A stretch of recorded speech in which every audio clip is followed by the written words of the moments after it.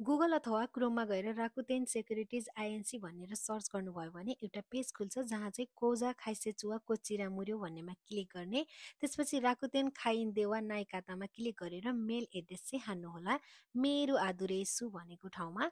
त्यसपछि चुगिए गर्दै हामीलाई चाहिँ एउटा मेल आउँछ जहाँ चाहिँ एउटा लिङ्क हुन्छ। त्यो लिङ्क ओपन गरेपछि हामीले चाहिँ एउटा फर्म पाउँछौँ। यो चाहिँ सेकेन्ड स्टेप हो जहाँ चाहिँ निहो र सोनाता भनेको हुन्छ। सोनातामा क्लिक गरेर नेपारो छान्ने।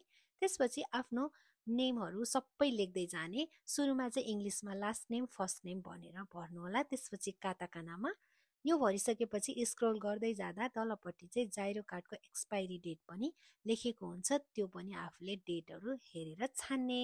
त्यसपछि जाइरो कादो भन्नेमा क्लिक गरेर आफूले चाहिँ जाइरो कार्डको अगाडिको र पछाडिपट्टिको भाग फोटो खिचेर चाहिँ अपलोड गर्नुपर्ने हुन्छ छुट्टा छुट्टै।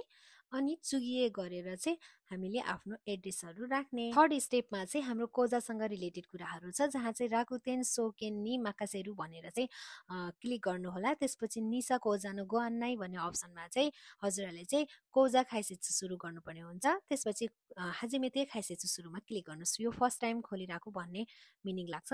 त्यसपछि चुइका साविसुनो सेन्ताकुनी सुसुमु भन्नेमा क्लिक गर्नुहोला। त्यसपछि राकुतेन कादो र राकुतेन गिङको कोजाको लागि चाहिँ मोसिकोमी गर्ने भनेर आएको हुन्छ, गर्दा बेटर भनेर भनिन्छ।